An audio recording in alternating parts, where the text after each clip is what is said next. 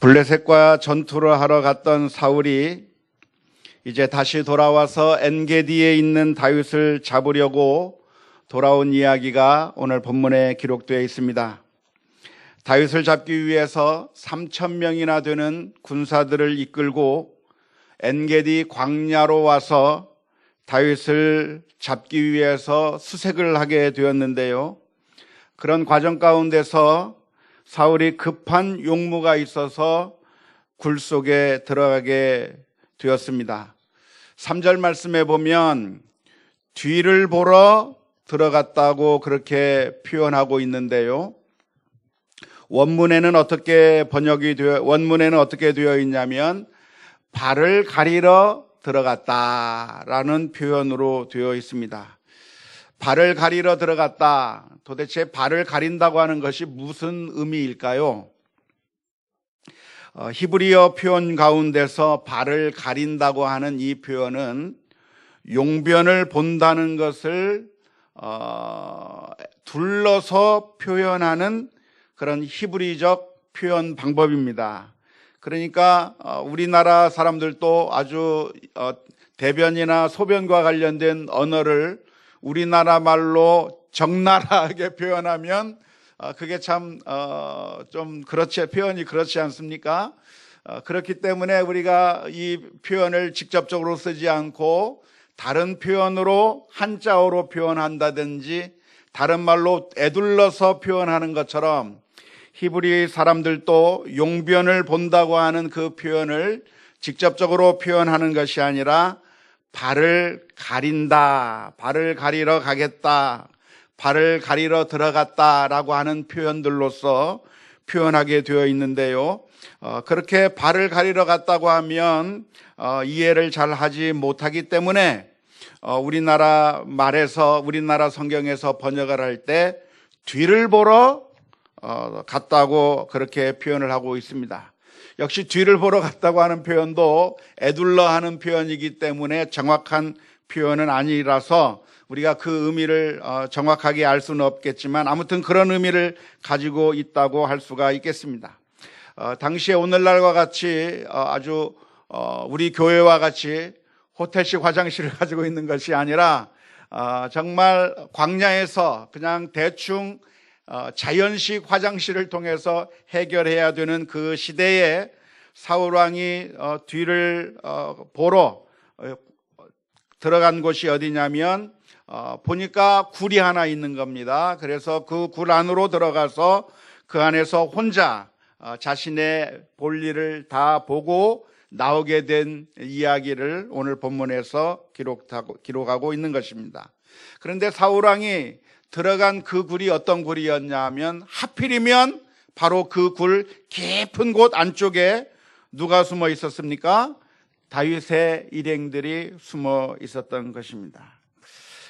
다윗의 일행들이 그 굴 속에서 숨어 있다가 사울 왕이 그 굴 안으로 혼자서 들어오는 그 모습을 보았을 때 그 굴 입구에서 지켜보던 보초 그리고 그 이야기를 전해들은 이 다윗의 부하들, 그 다윗의 사람들은 얼마나 깜짝 놀랐겠습니까? 그런데 오는데 혼자 오고 다른 병사들이 따라오지 않고 혼자 사울이 들어오는 그 모습을 보면서 이 다윗의 사람들이 얼마나 참 충격과 그리고 이때야말로 사울 왕을 죽일 수 있는 절호의 기회라고 생각을 할 수가 있었을 것입니다. 그래서 4절 말씀에 보면 다윗의 사람들이 다윗을 향해서 이렇게 이야기하고 있는 모습이 기록되어 있습니다. 다윗의 사람들이 이르되 보소서 여호와께서 당신에게 이르시기를 내가 원수를 내 손에 넘기리니 내 생각에 좋은 대로 그대로 행하라 하시더니 이것이 그날이니이다 하니. 이 다윗의 사람들이 한 말을 우리가 읽다 보면 우리가 먼저 질문을 던지게 됩니다. 도대체 하나님께서 언제 이런 말씀을 하셨을까? 지금까지 우리가 사무엘상의 말씀을 살펴보았는데 이러한 말씀이 한 번이라도 기록되어 있었습니까? 처음 듣는 얘기입니까? 처음 듣는 얘기입니다. 한 번도 기록되어 있지 않은 내용인데 이 다윗의 사람들이 와서 다윗에게 이야기합니다. 다윗이여, 여호와께서 당신에게 이르시기를 내가 원수를 내 손에 넘기리니 내 생각에 좋을 대로 그에게 행하라고 하나님께서 말씀하지 않았습니까? 하나님께서 그런 말씀을 해주지 않았습니까? 그런데 바로 그 하나님의 약속의 날이 바로 오늘이라고 이야기하면서 그 사울 왕을 죽이자고 제안한 이야기가 오늘 본문에 기록되어 있습니다. 이 예언에 대해서는 우리가 어떻게 결론을 내려야 할지 잘 모릅니다. 성경에는 기록되지 않았지만 정말로 하나님께서 이런 말씀을 하셨을 가능성도 있고, 그렇지 않고 그냥 다윗의 사람들이 지레짐작으로 하나님께서 다윗에게 기름을 부으셨고, 그리고 이 다윗이 이스라엘의 두 번째 왕이 되게 해주실 것이라고 하는 그런 이야기를 들었기 때문에 그것에 유추해서 지레짐작으로, 그러니까 하나님께서는 다윗에게 이런 일을 행하라고 하셨을 거라고 지레짐작해서 이런 이야기를 했는지 우리는 확실하게 알 수가 없습니다. 아무튼 이 다윗의 사람들이 사울이 들어온 이것을 기회로 삼아서 이것이야말로 하나님께서 주신 절호의 찬스다, 정말 하늘이 주신 기회라고 이야기하면서 이 기회를 놓치지 말라고 이야기하고 있는 것이 오늘 본문 4절의 말씀입니다. 다윗의 사람들이 이런 말을 하는 것이 일리가 있는 말일까요? 일리가 전혀 없는 말일까요? 일리가 있습니다. 왜냐하면 사울이 다윗이 있는 굴 속에 들어가게 된 것은 우연히 어쩌다 보니까 들어가게 된 것일까요? 아니면 하나님께서 그의 발걸음을 인도하셔서 그 굴 속으로 들어가게 만드셨다고 생각을 해야 하나요? 전자입니까? 후자입니까? 후자예요. 왜 후자라고 생각하시죠? 왜냐하면 이 세상에서 일어나는 모든 일들이 하나님의 섭리 가운데 있기 때문에 그렇습니다.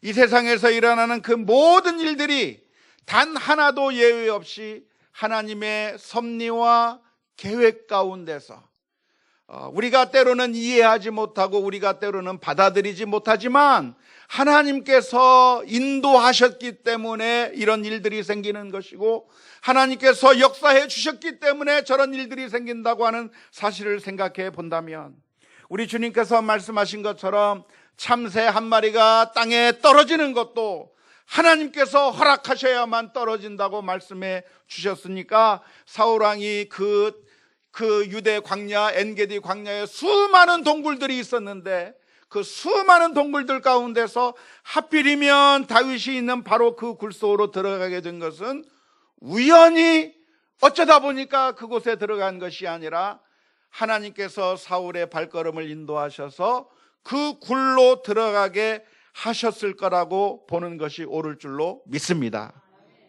그러니까 이 다윗의 사람들이 그 모습을 보면서 이것은 그냥 어쩌다 보니까 사울이 들어온 것이 아니라 하나님께서 이 사울을 다윗에게로 보내셨다라고 결론을 내리는 것이 맞습니까? 잘못됐습니까? 맞습니다. 일리가 있는 말입니다. 그러면서 이 다윗의 사람들이 다윗에게 이야기합니다. 다윗이여, 지금 사울이 이곳에 들어온 것이 우연이 아니고 하나님께서 사울을 혼자 이곳으로 들어오게 만들어 주셨는데, 혼자 들어오게 만들어 주신 이유는 무엇인가? 그것은 다윗으로 하여금 이 사울 왕을 죽일 수 있는 기회를 하나님께서 주신 것입니다. 하나님께서 약속해 주지 않았습니까?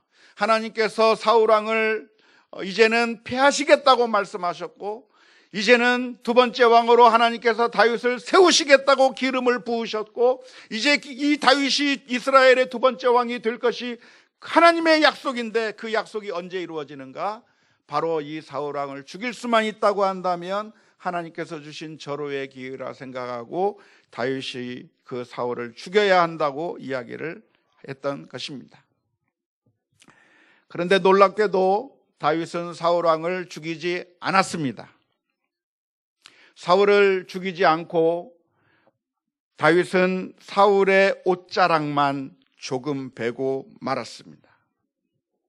어떻게 사울의 옷자락을 벨 수가 있었을까요? 우리가 이 성경 말씀을 쭉 읽어보면 알겠지만 사울은 다윗이 그의 옷자락을 베는 것도 모르고 다 볼일을 보고 나갔습니다.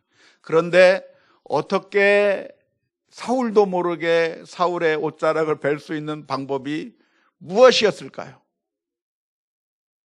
성경에 기록되어 있지 않으니까 잘 모르겠어요.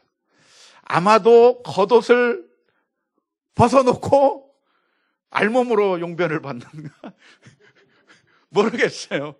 아마 그랬을 가능성도 있어요. 왜냐하면 당시 이스라엘 사람들은 오늘날 우리들이 입는 것처럼 두 벌로 된 옷을 입고 다닌 것이 아니라 겉옷을 입고 다녔으니까, 그냥 통으로 짠 옷을 입고 다녔으니까 아마도 그냥 벗고서 용변을 보았고 옷은 한쪽에 벗어 놓았을 가능성도 있었을 것입니다. 자세하게 어떤 방법을 통해서 그 옷자락을 뱉는지는 모르겠지만 아무튼 다윗은 그 옷자락을 베기만 했을 뿐 사울 왕을 죽이지 않았다고 하는 이야기가 오늘 기록되어 있습니다.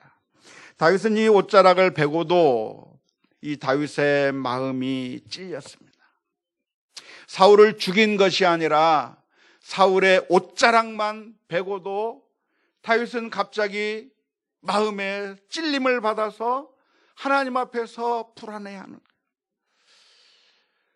내가 이 사울 왕의 옷을 잘랐다고 하는 그것만 가지고도 다윗이 마음속에 찔렸는데, 이 모습을 보면서 우리는 다윗이 얼마나 철저하게 하나님의 뜻에 순종하려고 했었는가 하는 사실을 알 수가 있습니다. 지금 생각 같아서는 다윗의 마음은 당장 사울을 죽여버리고 그리고 이 지긋지긋한 도망자의 신세를 끝장내고 싶은 그런 마음이 다윗에게 눈꼽만큼이라도 있었을까요? 없었을까요? 있었을 거예요. 정말 힘들고 어려운 그 고난의 길을 걸어가고 있는데 내가 왜 이렇게 고난을 당하면서 살아야 하는가? 내가 왜 이렇게 도망자의 삶을 살아야 하고 산적 두목과 같은 삶을 살아야 하고 이렇게 정말 고통을 당하며 살아야만 하는가? 그런데 자신의 눈앞에 사울왕이 나타나게 되었을 때 그 사울왕만 제거해버린다고 한다면 그 모든 고난이 끝장이 날 것이고 이제는 이스라엘의 왕이 되어서 더 이상 괴로움도 없고 영화만 놓이게 된다고 하는 사실을 생각하게 될 때 이 다윗의 마음에는 사울을 죽이고 싶어하는 그런 마음이 조금이라도 있었을 것이라고 생각을 합니다. 다윗에게 있어서 사울을 죽이는 것은 어려운 일이 아니었을 거라고 생각을 합니다. 아주 엄청난 장수였던 골리앗을 죽이는 것도 아주 쉽게 죽일 수 있었던 그 다윗이 무장 해제된 상태에서 혼자 굴 속에 들어와 있을 때 그 사울을 죽이는 것은 어쩌면 가장 손쉽게 해결할 수 있는 길이고 또 자신의 문제를 일거에 해결해 버릴 수 있는, 자신의 모든 기도의 제목이 한꺼번에 응답될 수 있는 절호의 찬스라고 생각할 수도 있었을 것입니다. 하지만 다윗은 그런 이기적인 생각에 따라서, 이기적인 판단에 따라서 행동한 것이 아니라 다윗의 마음은 하나님께서 이 순간 나에게 무엇을 원하시는가라고 하는 질문을 던지게 된 줄로 믿습니다. 오늘 저와 여러분들이 던져야 될 질문이 있다고 한다면 과연 하나님께서는 이 순간에 내게 무엇을 원하시는가? 하나님께서는 나로 하여금 칼을 들어 사울왕을 죽이시기를 원하시는가 아닌가? 내 마음에 따라서, 내 생각에 따라서 사람들이 말하고 그리고 정황으로 봐서, 내 형편으로 봐서 이것을 그냥 죽여버리고 끝내버리면 가장 편할 텐데, 다윗이 생각한 것은 내 미래와 내 형편과 내 모든 것을 보고서 결정한 것이 아니라 이 순간에 과연 하나님께서 이 순간에 나에게 무엇을 원하시는가? 그 질문을 던졌을 때 다윗은 한 가지 결론밖에 나지 않은 줄로 믿습니다. 6절 말씀에 보면 다윗이 이렇게 말하고 있습니다. 자기 사람들에게 이르되 내가 손을 들어 여호와의 기름 부음 받은 내 주를 치는 것은 여호와께서 금하시는 것이니 그는 여호와의 기름 부음을 받은 자가 됨이니라. 다윗은 그 순간에 묵상하는데 하나님께서 이것을 기뻐하실 것인가를 생각했어요. 생각해 보니까 기름 부음 받은 이 사울 왕을 죽이는 것은 하나님께서 기뻐하실 일일까요? 기뻐하지 않으실 일일까요? 대답 좀 해보세요. 하나님께서 이 사울 왕, 기름 부음 받은 사울 왕을 죽이는 것이 하나님께서 기뻐하실 일일까요? 기뻐하지 않으실 일일까요? 기뻐하지 않으실 일이에요. 내가 이 사람을 죽여버리면 속 시원하고 문제가 해결되고 한 방에 모든 것이 끝나지만 이것이 하나님께서 원하시는 일인가? 하나님께서 기뻐하시는 일인가를 생각해 보니까 이건 기뻐하실 일이 아니에요. 겨우 한 것이 사울의 옷자락을 뱉지만 그 옷자락을 베고도 마음이 아팠어요. 왜냐하면 예수님의 말씀에, 산상수훈의 말씀에 실제로 살인을 해야만 살인의 죄를 저지른 것이 아니라 형제에게 노하는 자마다, 미워하는 자마다, 형제에 대하여 나가라고 욕을 하는 자마다 이미 마음에 살인을 저질렀느니라. 주님께서 말씀해 주셨는데 구약 시대를 살고 있었던 이 다윗도 하나님의 마음이 무엇인가를 정확하게 알고 있었을 줄로 믿습니다. 하나님께서 원하시는 것은 사람을 죽이지 않는 것으로 하나님께서 괜찮다고 말씀하시는 것이 아니라 하나님께서 그 명령을 주실 때는 정말 원수도 사랑하고 하나님께서 그 이웃들을 향해서 미워하고 분노하고 죽이는 것을 원하시는 것이 아니라 하나님의 뜻은 이웃을 사랑하고 돌보고 배려하고 긍휼을 베푸는 것이 하나님께서 우리에게 원하시는 것이라고 하는 사실을 우리가 분명하게 기억해야 될 줄로 믿습니다. 다윗은 이 순간에 자기가 사람을 죽이지 않았다고 할지라도 내 마음 가운데 잠깐만이라도 이 사울을 향한 분노의 마음, 죽이고자 하는 그런 마음이 내 마음속을 스쳐갔다고 한다면 그것이 너무나도 하나님 앞에서 죄송스러워서 마음에 찔림을 받았다고 하는 이 사실을 보면서 오늘 저와 여러분들도 우리들의 마음을 돌아보고 우리가 때로는 얼마나 하나님의 뜻에 따라 살지 아니하고 악을 행하며 살고 있는지 우리 자신을 돌아보고 이 시간에 회개하며 나아가는 우리 모두가 다 될 수 있기를 주님의 이름으로 축원합니다. 우리가 신앙생활 하면서도 왜 이렇게 미워하고 사는지 몰라요. 신앙생활 하면서 왜 그렇게 잡아먹지 못해서 안다는지 몰라요. 혹시라도 우리들의 마음 가운데 그런 생각이 조금이라도 있다고 한다면 하나님 앞에 엎드려 회개하며 하나님 불쌍히 여겨 주시옵소서. 나의 연약한 그 죄 때문에 이 땅 위에 오셔서 십자가에 지신 예수 그리스도의 보혈의 피로 용서해달라고 기도하며 엎드리는 우리 모두가 다 될 수 있기를 주님의 이름으로 축원합니다. 오늘 본문의 말씀을 묵상하면서 우리가 생각해 보아야 할 점이 몇 가지가 있습니다. 먼저 우리가 이 말씀을 우리가 사는 이 시대에 어떻게 적용할 수 있을까 하는 것입니다.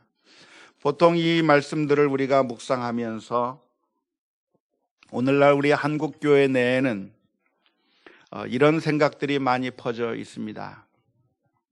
목사님에게 이런 경우를 적용하는 경우가 많이 있는데요.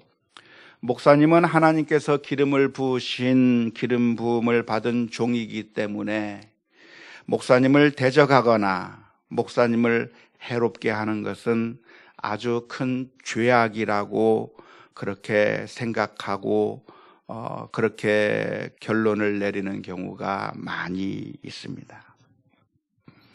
하지만 이런 식의 결론은 성경을 해석하는 데 있어서 아주 큰 문제를 하나 가지고 있는데요. 그 해석학적인 문제가 무엇이냐면, 오늘날 이 신약시대의 목사님들은 구약시대의 제사장이나 구약시대의 왕처럼 또는 구약시대의 선지자처럼 기름 부음을 받아서 특별하게 세워진 직분이 아니기 때문에 그렇습니다. 그 옛날 제사장이나 왕이나 선지자처럼 기름을 부어서 세운 것이 아니라 목사님들은 그런 의미에서 기름 부음을 받은 종이라고 말할 수가 없습니다. 보통 목사님들을 표현할 때 기름 부음을 받은 하나님의 종이라고 하는 그런 표현들을 많이 쓰곤 하는데요. 엄격하게 말하면 잘못된 표현이고, 좋게 봐준다고 한다면 성직의 길을 간다고 하는 점에 있어서 비유적으로 그 옛날 구약시대 때 제사장이나 선지자들이나 이런 사람들이 하나님께서 부르신 길을 갔다고 하는 그런 의미에서 그와 비슷하게 비유적인 의미에서 기름을 부은 종이라고 그렇게 비유적으로 표현할 수는 있을 것입니다. 하지만 다른 사람들은 그냥 일반인인 반면 목사라고 하는 사람은 아주 하나님께서 선별해서 세운 하나님의 종이고, 다른 사람들은 하나님의 종이지 아니지만 목사님은 하나님의 종이고, 다른 사람들은 아니지만 목사님은 하나님의 기름을 받은 종이라고 생각하면서, 그렇기 때문에 목사님들을 대적하면 안 되고, 대적했다가는 아주 큰 화를 당하고 가정이 아주 큰 문제를 당하게 될 것이라고 생각하는 그런 생각은 사실 성경적인 근거가 없는 생각입니다. 안타깝게도 오늘날 우리 한국교회에서는 목사님들이 비리를 저지르고 또한 성적으로 타락한 모습을 보여도 수많은 교회에서 그냥 감싸고 돌면서 그런 비리를 저지르거나 성적으로 타락한 목사를 보호하려고 하는 그런 움직임들이 참 많이 있습니다. 특별히 그런 경우에 목사님들에 대해서는 우리가 함부로 판단할 것이 아니고 주의 종은 하나님이 판단하실 거라고 생각하면서 우리가 비난하거나 우리가 판단할 것이 아니라 주의 종은 하나님께서 심판하실 거니까 우리가 왈가왈부할 것이 아니라고 생각하는 경우가 참 많이 있습니다. 하지만 성경적인 가르침은 이렇습니다. 고린도전서 5장 12절 13절의 말씀을 보면 이렇게 우리들에게 권면하고 있습니다. 밖에 있는 사람들을 판단하는 것이야 내게 무슨 상관이 있으리요마는 교회 안에 있는 사람들이야 너희가 판단하지 아니하랴. 밖에 있는 사람들은 하나님이 심판하시려니와 이 악한 사람들은 너희 중에서 내쫓으라. 교회 안에 있는 사람들 중에서 악을 행하는 사람이 있다고 한다면, 교회 안에서 악을 행하고 음행을 저지르고 하나님의 말씀에서 벗어나 악을 행하는 그런 사람들이 있다고 한다면 우리가 판단해서 내쫓아야 하는 것이라고 고린도전서 5장에서는 말씀하고 있습니다. 뿐만 아니라 교회 밖에 있는 사람들 가운데서 죄를 짓는 사람이 있다고 한다면 그 사람들에 대해서는 하나님이 교회 밖에 있는 사람들은 하나님께서 판단하실 것이니까 교회 밖에 있는 사람들에 대해서는 왈가왈부할 것이 아니고 그 사람들에 대해서는 참견하지 말고 그냥 내버려 두라고 고린도전서 5장 12절에서 13절에서 말씀해 주고 있습니다. 하지만 우리 한국교회 내에서는 종종 거꾸로 합니다. 교회 밖에서 죄를 짓는 사람들에 대해서는 핏대를 올려가면서 손가락질하고 비난하고 너희들이 그런 죄를 지으면 안 된다고 욕을 해대고 비난하고 정죄를 합니다.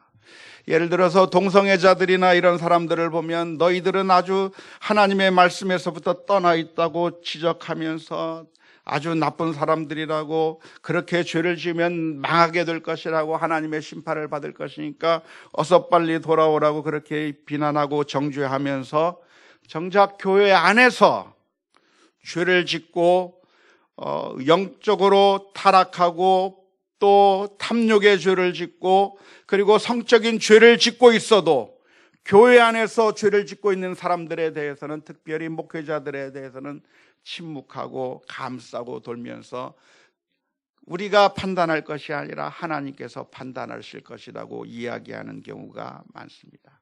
하지만 성경의 가르침은 교회 안에 있는 사람들은 우리가 판단해서 쫓아내야 하지만 밖에 있는 사람들은 하나님께서 판단하실 것이니까 밖에 있는 사람들에 대해서는 참견하지 말라고 하는 것이 성경의 가르침입니다. 우리가 흔히 쓰는 방법은 성경적인 방법이 아니라 한국적인 온정주의, 우리 편이냐 우리 편이 아니냐에 따른 온정주의일 뿐, 하나님의 말씀에 맞는 그런 태도는 아니라고 하는 사실을 우리가 기억해야 될 줄로 믿습니다. 우리 교회가 존재하는 이유가 무엇이냐면, 교회 안에서 성도들이 목사든 장로든 권사든 그 누구든 교회 안에서 범죄하거나 잘못하는 사람들이 있으면 그냥 감싸고 도는 것이 아니라 그러한 죄를 회개하도록 도와주고 옆에서 격려해서 정말 하나님의 말씀대로 살아갈 수 있도록 서로가 도와주기 위해서 교회가 존재하는 것이지, 그냥 감싸라고 우리에게 이렇게 말씀해 주시는 것은 아닙니다. 바른 성경적인 관점이 있다고 한다면 사실 우리들이 모두가 다 하나님의 선택받은 사람이고, 하나님의 기름 부음 받은 사람이, 목사님만 기름 부음 받은 것이 아니라 온 성도가 다 하나님의 기름 부음 받은 사람들이라고 하는 사실을 기억해야 될 줄로 믿습니다. 성직을 수행하는 사람만 기름 부음 받은 것이 아니라 목회자들이 기름을 부음을 받았다고 한다면 일반 성도들도 역시 하나님의 기름을 부음 받은 사람이고, 그 사람들도 역시 하나님의 제사장들이라고 이야기할 수가 있는 것입니다. 베드로전서 2장 9절 말씀에서 뭐라고 말씀하십니까? 그러나 너희는 택하신 족속이요 왕같은 제사장들이요 거룩한 나라요 그의 소유된 백성이니 이는 너희를 어두움 가운데서 불러내어 그의 기이한 빛에 들어가게 하신 이의 아름다운 덕을 선포하게 하려 하심이라. 목사들만 이 거룩한 왕같은 제사장이 아니라 모든 성도들이, 예수 그리스도의 이름으로 부름받은 모든 사람들이 다 왕같은 제사장들이요 다 하나님의 영적으로 기름 부음받은 사람들이라고 하는 사실을 기억해야 하는 것이고, 어느 특정한 성직자들만, 그래서 우리가 무조건 보호해야 되는 그런 대상이라고, 무슨 잘못을 저질러도 괜찮다고 생각하는 것이 아니라고 하는 사실을 먼저 기억해야 될 줄로 믿습니다. 오해하지 마십시오. 그러니까 이제부터는 목사고 뭐고 신경 쓰지 않고 마음대로 대적해도 좋다고 말씀드리는 것이 아니고요. 그런 의미가 아닙니다. 그런 의미가 아니고, 사실 성경적인 가르침이 있다고 한다면 갈라디아서 6장 6절의 말씀에 기록하고 있는 것처럼, 가르침을 받는 자는 말씀을 가르치는 자와 모든 좋은 것을 함께 하라라고 권면하고 있는 것처럼, 영적인 가르침을 받는다고 한다면 그 가르침을 배우고 받고 듣고 그 본발을 그대로 행해야 할 것이고, 그리고 모든 좋은 것들을 함께 하면서 정말 도와주어야 하는 것이, 그것이 옳은 성도의 자세일 거라고 믿습니다. 그렇다고 한다면 평강의 하나님께서 함께 하실 것이라고 빌립보서 4장 9절의 말씀 가운데서 말씀해 주고 있습니다. 뿐만 아니라 더 나아가서 우리가 사람들을 대할 때의 기본적인 자세가 무엇이냐면, 사람을 대하는 기본적인 자세가 무엇이냐면 사랑으로 대하는 것이 기본적인 자세예요. 저 사람은 하나님께서 특별히 세우신 기름 부음 받은 특별한 사람이니까 사랑으로 대하고, 따뜻하게 대해야 되는 것이 아니라 그냥 보통 사람이라고 할지라도 다 모두를 다 사랑으로, 긍휼로, 자비함으로 대하는 것이 사람에 대한 기본적인 자세라고 하는 사실을 우리가 기억해야 될 줄로 믿습니다. 누군가 나를 핍박하고 괴롭히고 그리고 나를 아주 힘들게 만든다고 한다면 그 사람과 대적하는 것이 괜찮은 것이 아니라 그 사람이 목사든 평신도든 그 사람이 어떤 상태에 있든지 간에 그런 사람과 대적하는 것이 정답이 아니라 사실 원수를 갚지 아니하고 오히려 선으로 악을 갚는 것이, 선으로 대접하는 것이 사람을 대한 기본적인 성도의 자세라고 하는 사실을 기억해야 될 줄로 믿습니다. 마태복음 5장 44절의 말씀에 보면 이렇게 기록합니다. 나는 너희에게 이르노니 너희 원수를 사랑하며 너희를 박해하는 자를 위하여 기도하라. 목사님들에게만 잘하라는 얘기, 잘하는 것이 아니라 똑같은 우리 같은 성도를 향해서, 똑같은 우리 일반 사람들을 향해서, 아니 이 세상에 존재하는 모든 사람들을 향해서 사랑으로 대해야 돼요. 지금까지 목사님들에 대해서 잘 대해주신 것은 정말 감사해요. 정말 잘하셨어요. 하지만 그렇게 대하듯이 다른 모든 사람들에게 사랑으로 대해야 될 줄로 믿습니다. 누구에게? 시어머니에게, 우리 목사님에게 잘 대하듯이 시어머니에게도 잘해야 돼요. 믿습니까? 누구에게 잘 대해야 돼요? 며느리에게.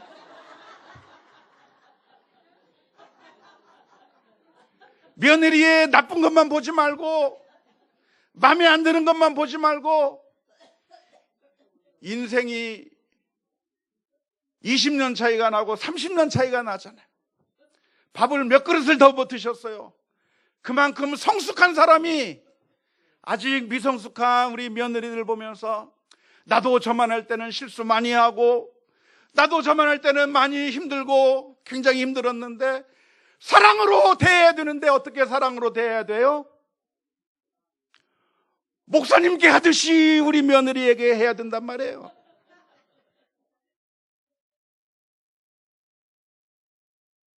뿐만 아니라 누구에게도 사랑으로 대해야 돼요? 정답을 다 알고 계세요. 나를 힘들게 하는 남편에게도, 술 먹고 난동을 저질러도 어떻게 그렇게 잘 알아요? 속썩이는 우리 자녀들에게도 볼 때 누구라고 생각해야 되냐면 우리 모든 성도들은 예수님을 바라보듯이 대해야 되는 것인데 예수님을 바라보는 게 안 된다고 하면 내가 목사님에게 하듯이 해야 되겠다고 하는 마음으로 하셔야 돼요. 더 나아가서 누구에게도,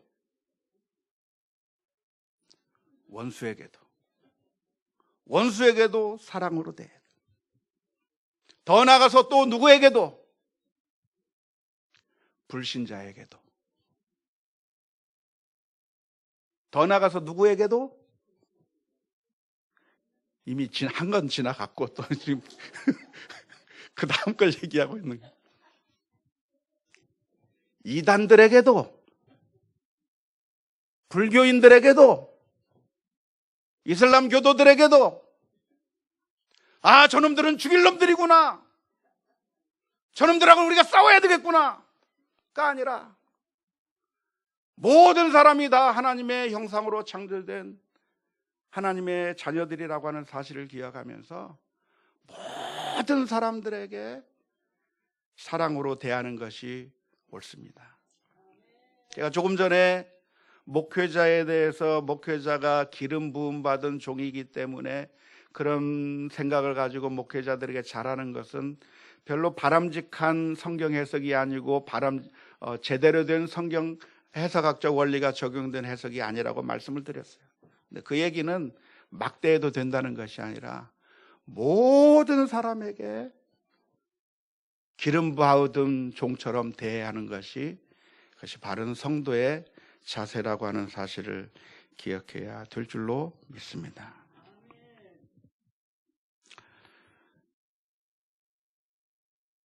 마태복음 5장 44절 읽었습니까? 안 읽었습니까? 또 읽어봅시다. 마태복음 5장 44절. 나는 너희에게 이르노니 너희 원수를 사랑하며 너희를 박해하는 자를 위하여 기도하라. 억울한 것이 있으면 어떻게 해야 돼요? 억울한 것이 있으면 2배로 갚아줄 것이 아니라, 나는 아무 잘못 없는데 내가 잘못했다고 덤태기를 씌우며 악을 행하는 그런 사람들을 보면서 저 사람들에게 2배로 갚아줄 것이 아니라 너희를 박해하는 자를 위하여 기도하라. 원수를 갚지 않고 오히려 선하게 대하면, 그러면 그 사람이 우리들에게 더 잘해 주는 것이 아니라 어쩌면 이 세상은 우리를 바보로 알고 천치로 알고 더 우리를 착취할지도 모릅니다. 하지만 성경적인 관점이 있다고 한다면 원수를 갚는 것은 다 하나님께 맡겨 버리는 것이 성경적인 관점입니다. 로마서 12장 19절의 말씀에 내 사랑하는 자들아 너희가 친히 원수를 갚지 말고 하나님의 진노하심에 맡기라. 기록되었으되 원수 갚는 것이 누구에게 있으니? 하나님에게, 내게 있으니 누가 갚으리라? 내가 갚으리. 하나님께서 갚으리라고 주께서 말씀하시니라. 여러분, 하나님 믿습니까? 하나님께서 나의 억울함을 신원하여 주시고 하나님께서 모든 것들을 바로잡으실 것이라고 믿으십니까? 근데 왜 내가 해요? 하나님을 믿는데 왜 하나님께서 그것을 바로잡아 줄 것을 믿지 못하고 왜 내가 원수를 갚아야 되냔 말이에요. 억울한 일이 있을 때 왜 내가 내 손으로 이 문제를 해결하려고 하냔 말이에요. 하나님이 계시고 하나님께서 모든 것을 다 바르게 잡아주시고, 지금은 악이 승리하는 것 같고 지금은 선한 자가 망하는 것 같고 하나님의 말씀대로 살면 손해보는 것 같아도 결국 모든 것이 합하여 선을 이루실 것이고 결국에 마지막에 하나님께서 바로잡아 주실 것을 아시는데 왜 내 손으로 원수를 갚겠다고, 왜 내 손으로 분노하고, 왜 내 손으로 반드시 징벌하고 그래야만 속이 시원하겠다고 생각하는 그 이유가 무엇이냔 말이에요.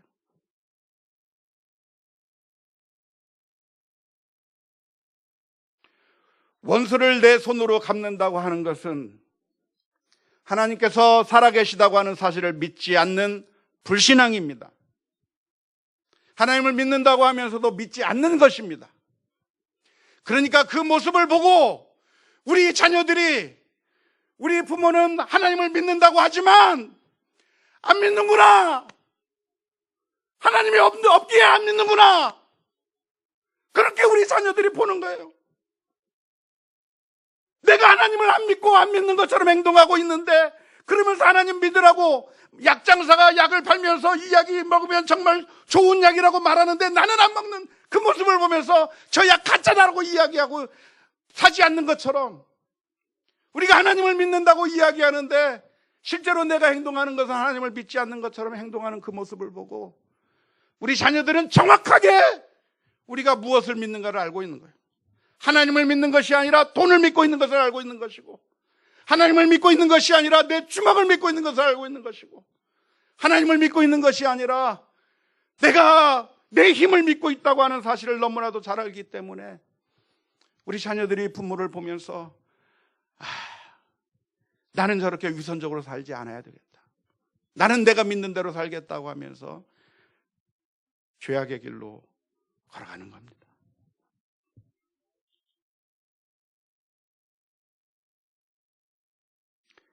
사울처럼 하나님의 기름 부음을 받은 사람만 잘 선대하는 것이 아니라 다윗은 기름 부음 받지 않은 사람은 죽여도 된다고 생각하지 않았습니다. 지금 사울을 죽이라고 하는 그 순간에 다윗은 내가 어떻게 기름 부음 받은 사람을 내가 어떻게 죽이냐? 난 못 죽인다 그랬어요. 그러면 기름 안 받은 사람을 세워놓고 저놈 죽여버립시다 하면 죽여야 될까요? 안 죽여야 될까요? 기름 안 받았으니까 이 사람은 죽여도 됩니까? 기름 부음을 받았기 때문에 사울을 안 죽였다고 한다면 기름 안 받은 시므이는 죽여도 됩니까? 안 죽여야 됩니까? 무슨 논리로 안 죽여요? 기름 안 받았는데. 다윗은 압살롬에게서 쫓겨나는 그 피난길 가운데서 시므이라는 사람을 만나 어마어마한 고통을 당합니다. 시므이가 그 다윗을 향해서 저주하고 시므이가 다윗을 향해서 먼지를 날리고 그런 순간에 다윗이 너무나도 고통스러운 그 순간에 다윗의 신하가 나타나서 저 시므이의 목을 따겠다고 이야기할 때 다윗은 그 시므이를 보면서 아, 저 사람은 하나님의 기름 부음 받은 사람이 아니니까 죽여도 돼. 저 사람은 기름 부음 받은 사람이 아니야. 죽여라고 이야기한 것이 아니라 그 순간에도 칼을 들어 시므이를 죽이지 않았습니다. 다윗은 기름을 받았느냐 기름을 받지 않았느냐가 중요했던 것이 아니라 모든 사람이 내가 원수를 갚을 대상이 아니라고 하는 사실을 알았고 그 사람들에게 원수 갚지 않을 이유를 이야기하고 있는 거예요. 사울은 기름 부음 받았으니까 못 죽이겠다.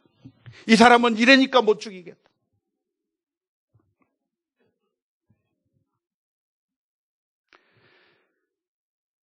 결국 하나님께서는 다윗과 함께 해 주셨습니다. 다윗이 멸망한 것이 아니라 사윗이 죽임을 당했고 하나님께서는 그 다윗을 들어서 이스라엘의 두 번째 왕으로 삼으신 그 결과를 저와 여러분들이 잘 알 줄로 믿습니다. 사랑하는 성도 여러분, 오늘 저와 여러분들의 삶 가운데서 우리를 힘들게 하고 어렵게 하는 사람들이 너무나도 많습니다. 우리는 늘 상처를 받으면서 삽니다. 그래서 너무나도 인생이 어렵습니다. 하지만 그때 우리의 손으로 원수를 갚고 대적하고 복수하는 것이 아니라 그래서 그 사람을 싸워 이기는 것이 승리하는 것이 아니라 우리들의 심령 가운데서 그 사람과 싸우라고 충동질하고 있는 그 영적인 우리의 대적 사탄과 싸워 이기는 것이 진정한 승리라고 하는 사실을 우리가 기억해야 될 줄로 믿습니다. 오늘 저와 여러분들은 이 본문의 말씀을 읽으면서 예수님의 모습을 생각해 볼 수가 있습니다. 40일간 금식하신 후에 예수님께서 줄이셨을 때 예수님 앞에 나타난 시험하는 자가 있었습니다. 사탄이 예수님 앞에 나타나서 세 가지 시험으로서 시험을 했습니다. 그때 그 시험의 특징이 무엇입니까? 예수님의 그 능력을 사용해서 이 세상의 왕으로 쉽게 오르라고 하는 유혹입니다.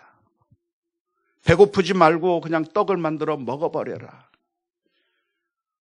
천하만국의 이 모든 것들을 나한테 절만하면 그냥 주겠다. 저 높은 곳에서 뛰어내리면 하나님께서 받쳐주고 네가 하나님의 아들이라고 하는 걸 증명할 수 있겠다라고 하는 그런 시험. 주님께는 그 모든 것을 할 수 있는 능력이 있었지만 그러나 주님께서는 그 시험들을 다 물리치셨습니다. 어쩌면 다윗에게도 똑같은 그런 예수님이 만났던 시험과 똑같은 시험을 다윗이 만난 겁니다. 주변에서 충신이 해주는 말이었지만 그 말이 오히려 더 시험거리였습니다. 다윗의 사람들은 다윗에게 이야기합니다. 더 이상 고생하지 말고 모든 것들을 다 끝장내버리고 쉽게 이제 이 세상의 왕좌에 오르라고 이야기를 합니다. 엔게디 광야에서 사울을 처단해버리면 쉽게 왕이 될 수 있을 거라고 말합니다. 이것이야말로 하나님의 절호의 찬스라고 이야기합니다. 예수님께 시험할 때 성경을 들어서 시험했던 것처럼 다윗의 그 사람들도 하나님의 이름을 들면서 이 모든 것들을 끝장낼 모든 문제를 해결할 절호의 기회라고 이야기를 합니다. 하지만 다윗은 그때 쉬운 길, 편한 길, 이기적인 길을 선택한 것이 아니라 하나님의 뜻이 무엇인가를 선택하며 고난의 길을 선택한 줄로 믿습니다. 예수님도 사탄의 그 시험을 받았을 때 쉬운 길, 편한 길을 선택한 것이 아니라 우리와 함께 고난을 당하고 십자가 위에서 우리를 위하여 피 흘려주시는 고난의 길을 선택해 주신 줄로 믿습니다. 오늘 우리가 늘 속아 넘어가서는 안 됩니다. 내 자존심을 살리고 내 욕심을 챙기고 원수를 갚으며 속 후련하게 사는 것이 성공이라고 생각하면서 우리를 유혹하고 있을 때 이 세상에서 승리하는 것이 진짜 승리가 아니라 하나님의 뜻에 순종하는 것이 진짜 승리고, 이 세상에서 망하는 것처럼 보여도 그것이 진짜 승리고 십자가의 길이 참된 승리의 길이라고 하는 사실을 저와 여러분들이 기억해야 될 줄로 믿습니다. 사람들이 무시합니다. 바보 같다고 합니다. 그래도 괜찮아요. 하나님이 계시니까요. 사람들이 우리들의 것을 다 빼앗아갈 수 있어요. 그래도 괜찮아요. 주님께서 계시기 때문에 괜찮습니다. 주는 것이 받는 것보다 복되고 지는 것이 이기는 것보다 복되고,